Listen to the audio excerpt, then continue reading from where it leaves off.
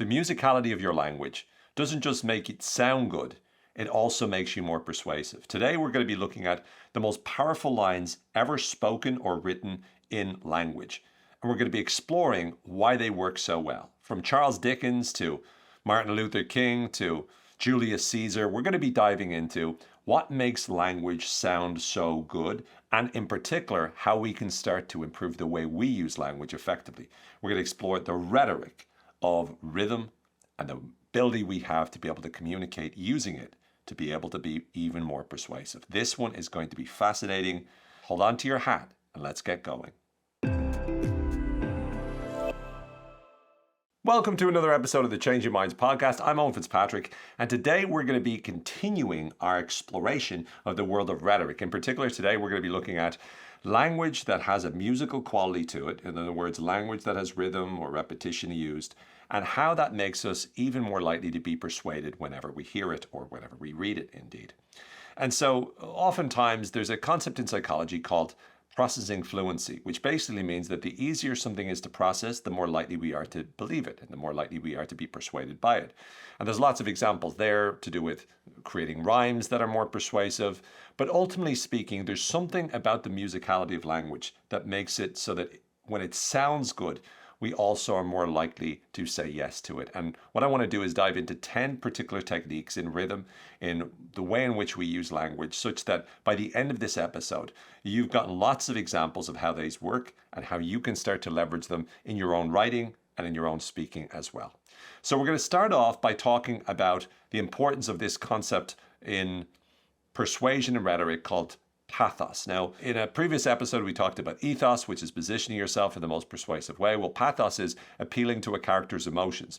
And what's interesting about using rhythm and using repetition is that it really does change the way a person feels. So one could suggest that part of the reason why this is so powerful is because it's not so much that people logically see anything different, but it is that whenever we hear something and it sounds good, we're more likely to remember it and more likely to believe it as a result of this. So all of the examples we give are examples of this kind of pathos effect. Now, there's other different elements, and we'll talk about it probably in a future episode about how we can leverage pathos to change the way people feel through the way in which we use language and the way in which we use words. But today we're going to focus exclusively on repetition, we're going to focus on rhythm, and we're going to focus on the musicality of the language. And hopefully help you with lots of, as I said, examples to be able to use this yourself. So let's start off with what is known as Anaphora. And Anaphora is repeating the same word or phrase at the beginning of consecutive sentences or clauses to emphasize a point. So I'm going to give you lots of examples of this. The first is one of the most famous speeches of all time, the wonderful Martin Luther King. I have a dream that one day, blah, blah, blah, blah, blah. I have a dream that my 4 little children, blah, blah, blah, blah, blah. I have a dream that one day every valley should be exalted. Forgive the accent, but I love that speech. So that's an example again. I have a dream, I have a dream, I have a dream, with stuff in the middle. Then Winston Churchill, not a fan of this guy, but this is a decent speech. We shall fight in the beaches, we shall fight in the landing grounds, we shall fight in the fields and in the streets, we shall fight in the hills, we shall never surrender. Once again, solid enough speech, even if I don't like the dude. I'm biased. Charles Dickens, and again, I don't know what Charlie sounded like, but I'm going to put on my best old English accent. It was the best of times, it was the worst of times. It was the age of wisdom, it was the age of foolishness. Once again, now there's a bunch of stuff happening, by the way, in each of these examples. I might use the same example in different ways because it's an example of these different things.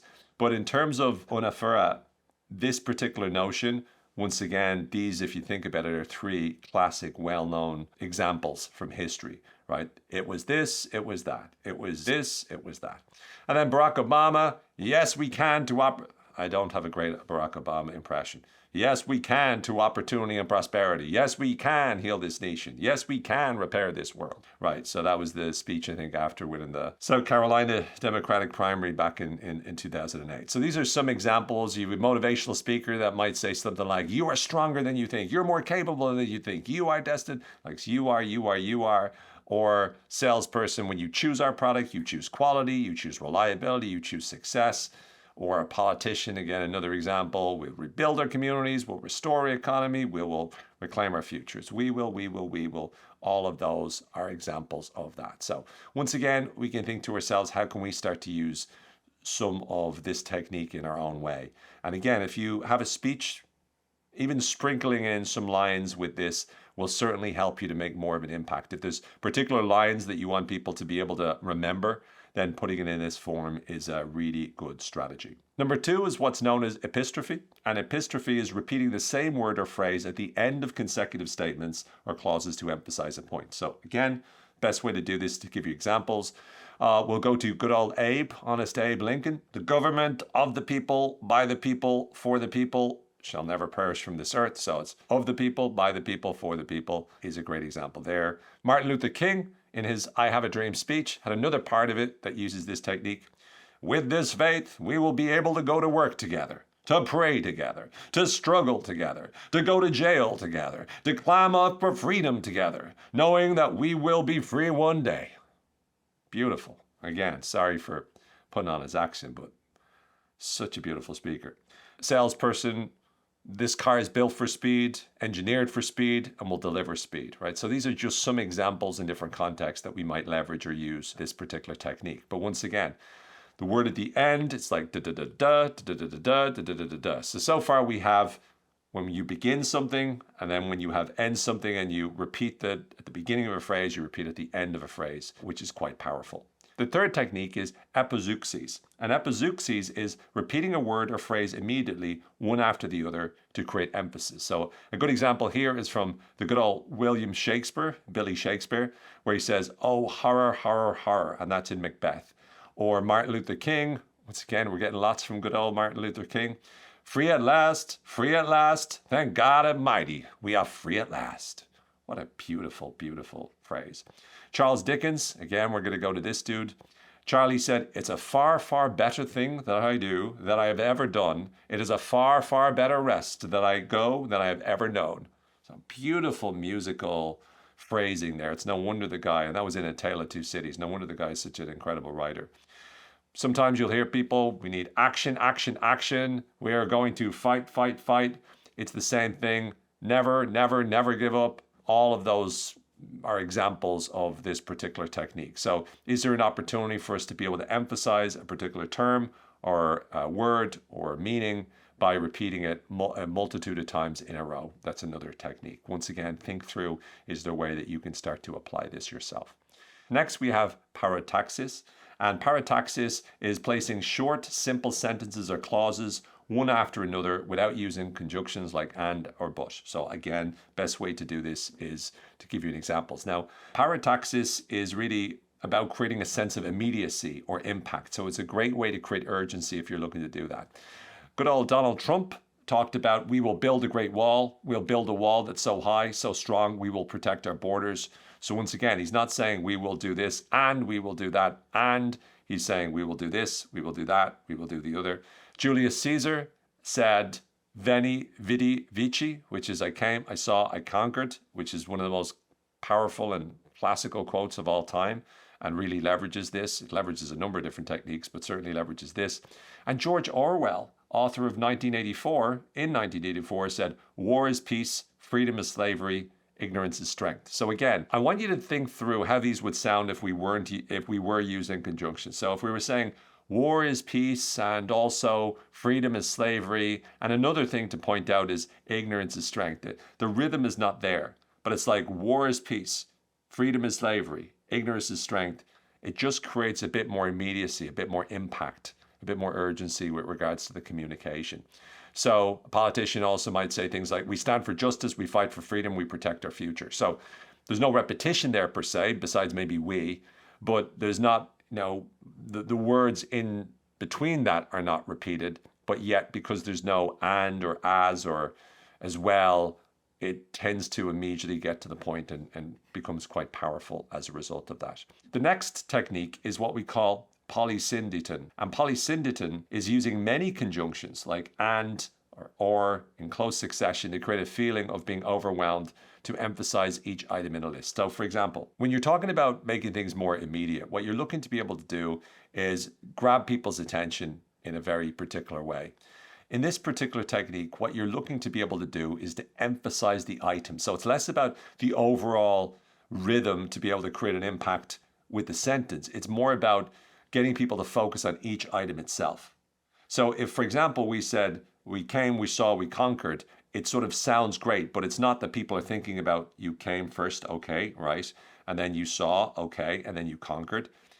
In this particular technique, what we're looking to do instead is we're emphasizing each piece. So if Julius Caesar was to say, we came, and we saw, and we conquered, it gives you a bit more mental space, right? To be able to go through and go, we came, okay, what does that look like? Okay, and then we saw, okay, what does that look like? And you visual, and then we conquered it. And so each of them are broken apart. And so the examples I'm about to give really reflect on this. Hemingway is the first example. Ernest Hemingway said, my mother and my father and my grandfather and my grandmother all died. Oh, pretty depressed if you ask me. But that's in The Sun Also Rises. But in it again, he's talking about the, if he was just to say, my mother, my father, my grandfather, my grandmother all died, there's a powerful rhythm to that. But by using and, it's almost like stacking it. You imagine the mother, then you imagine the father as well, then you imagine the grandfather, then you imagine the so it's really powerful from a visualization perspective. Another example comes from the Bible. And God said, let there be light, and there was light. And God saw the light, and it was good. And God divided the light from the darkness. And that was from Genesis. So if you think about it, and God said, let there be light. And there was light. And God saw the light. And it was good. Each one of those gives you the opportunity to dwell on it a bit. And you're thinking about it a bit, which is quite powerful. William Faulkner said, I got into bed and pulled the covers over my head and cried and cried and cried. So once again, instead of saying I got into bed, I pulled the covers up, I cried. Instead it's, I got into bed. You imagine him getting into bed and pulled the covers up over my head. You imagine him doing that. And cried. You imagine him crying. And cried. He's crying a little later. And cried. He's crying a little later again. So it really is a powerful way. That was in As I Lay Dying by William Faulkner. A really powerful way of getting us to visualize it in a very powerful manner.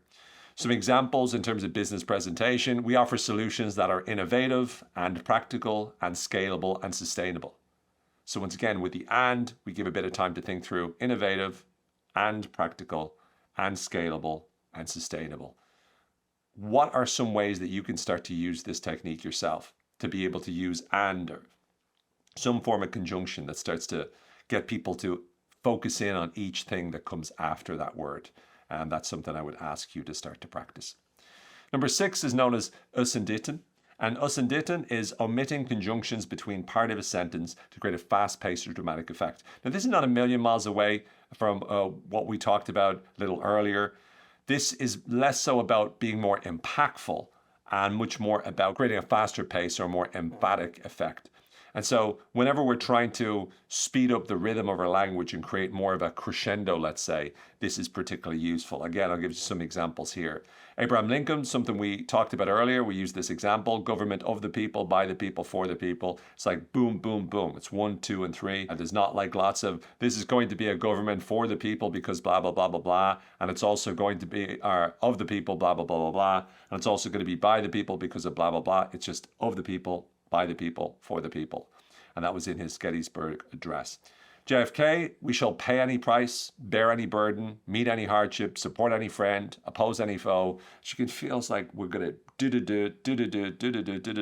I mean, it's just like bear any burden, meet any hardship, support any friend, oppose any foe. Beautifully done. Really gorgeous. That was his inaugural address in 1961, one of the most famous speeches of all time. But it's when you have those short little bursts, and it could be a word or it could be a phrase, but there's no conjunctions between them because you're trying to keep it faster pace. And that's what you're ultimately looking to do. Business presentation could be, we deliver quality, value, results. And again, you could use the conjunctions to make it more like a previous example where it's been, we deliver quality and value and results to stop it. But sometimes you're not looking to get them to dwell on each word. Sometimes you're looking to create a fast pace, to create a really strong rhythm. So you're building up the emotion of excitement and you're getting people more motivated as a result.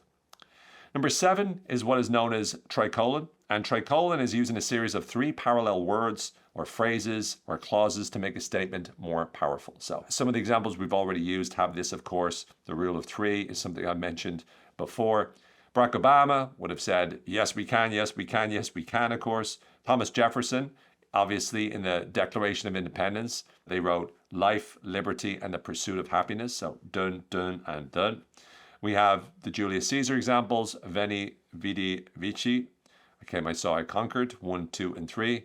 George Orwell, the example I gave earlier, war is peace, freedom is slavery, ignorance is strength. So once again, you have war is peace, freedom is slavery, ignorance is strength. A politician could say, we seek peace, we demand justice, we strive for empathy. It's da-dun, da-duh, and da-duh. For some reason, whenever we hear things in 3s, we're more likely to remember them, and it's more likely to have an emotional impact. There's things called claptraps, where you speak in a certain rhythm to maximize the likelihood that the audience applauses. And the research has shown that whenever we use these tricolons, we're effectively making people significantly more likely to actually applaud at the end of our statements. So when you do say da-da, da-da, and da-da, people are more likely to applaud than if you just say da-da and da-da, or da-da, da-da, da-da, da-da, da-da. And obviously you replace da-da with like brilliant language, of course. Number 8 is climax. Climax is arranging words or phrases in order of increasing importance or impact. So some examples here is, again, Abe Lincoln. We are not enemies, but friends. We must not be enemies through passion. Though passion may have strained, we must not break our bonds of affection. So again, he's building up to that kind of crescendo. In Martin Luther King, of course, he had a beautiful climax. Let freedom ring from the mighty mountains of New York. Let freedom ring from the heightening Alleghenies of Pennsylvania. I probably mispronounced that word, so sorry. Let freedom ring from the snow-capped Rockies of Colorado. Let freedom ring from the curvaceous slopes of California. Again, it's like building up, it's building up, it's building up. It's beautiful. This is so musical. You got Patrick Henry in a speech, Give Me Liberty or Give Me Death. And this is a couple of hundred years ago, or more than 150 years ago or so.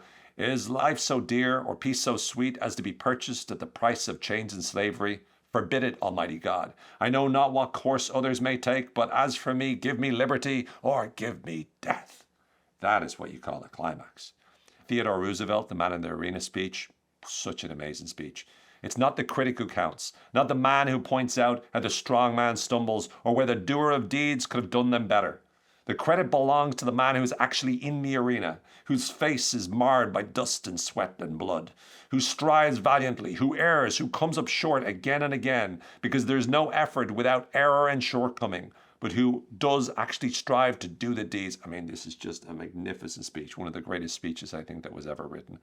But once again, you can see it's all building up. It's like the momentum is building, and they're getting to this ending piece. And then William Faulkner, in his Nobel Prize acceptance speech, he said, I believe that man will not merely endure, he will prevail.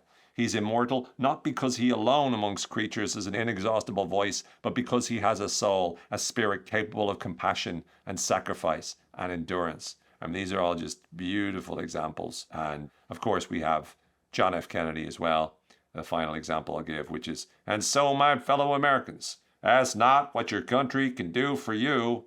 Ask what you can do for your country. So all beautiful examples of climactic type language that really builds things up and gets you thinking about whatever you're going to do after it. You're all G'd up because not just of the words that are used, but of the musicality of the way in which those words are used. The next one is known as Epineulepsis, and Epineulepsis is really repeating the first word or phrase of a sentence at the end of the same sentence to create emphasis. This is a really quirky one or interesting one. A good example of this. John F. Kennedy is actually one of the masters of this. As you can see, he uses a massive amount of this rhetoric stuff, but he's a master of this one. He used a lot of them in his inaugural speech, but he has a phrase he used, which is mankind must put an end to war, or war will put an end to mankind. Look at how beautiful that is. Mankind must put an end to war, or war will put an end to mankind. Beautiful line. T.S. Eliot said, in my beginning is my end, in my end is my beginning. Again, not 100% sure what it means, but it's like powerfully like, yeah, totally. In my beginning, my end, and in the end, my beginning. Oh, that's so true. The king is dead, long live the king. Once again, that's a sort of a traditional phrase. It's hard to find the etymology of that, where that came from. But there's things you might have heard in terms of the business world. Innovation drives our progress, and progress is driven by innovations. Sometimes it's kind of repeating the same thing, but the powerful ones are the ones where it's like a little different. So, for example, mankind must end this, or this will end mankind. That's a beautiful example of it, and there's lots more where that came from. So once again, is there a way that you could start to leverage this particular technique to be able to make it so that you start with this will do this, or this will do this? So A will lead to B, or B will lead to A, right? To be able to start to find ways to make that sound good. Really, really powerful stuff.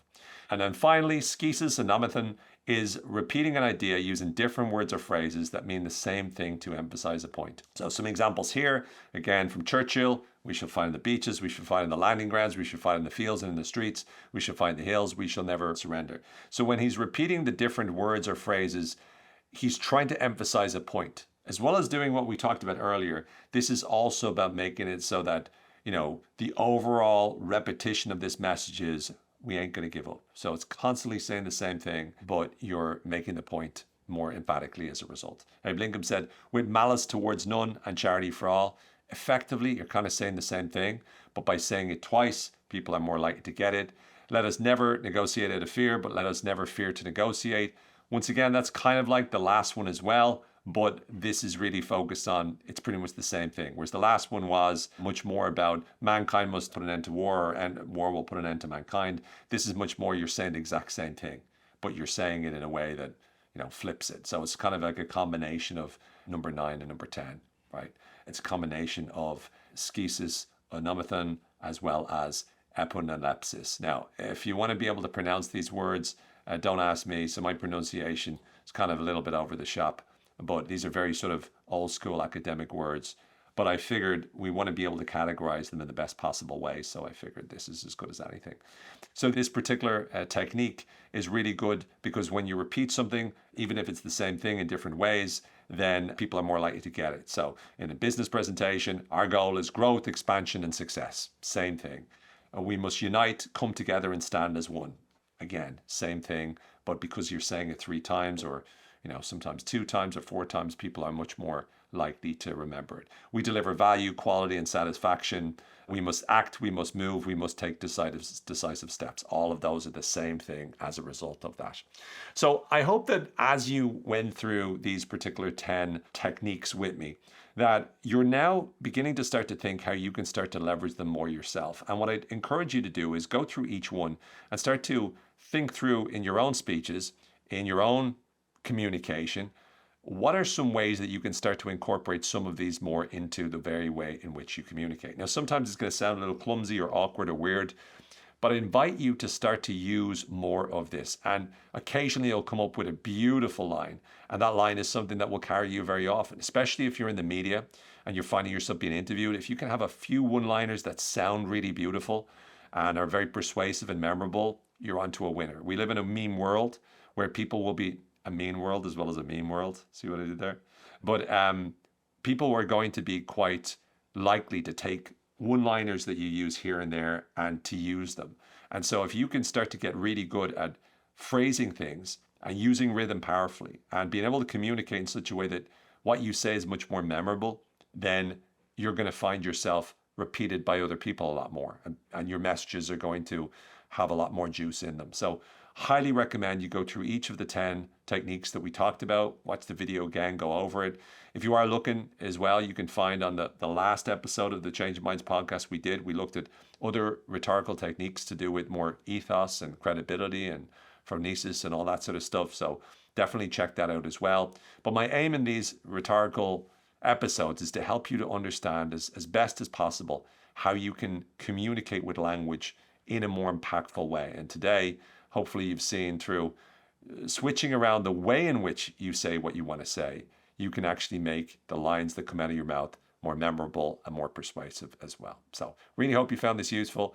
Please do check us out in terms of the newsletter, Inner Propaganda. If you go to homefitzpatrick.com/newsletter, you can sign up for that.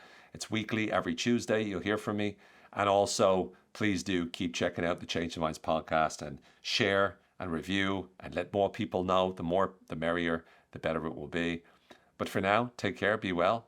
As always, may the force be with you. and take it easy. Bye for now.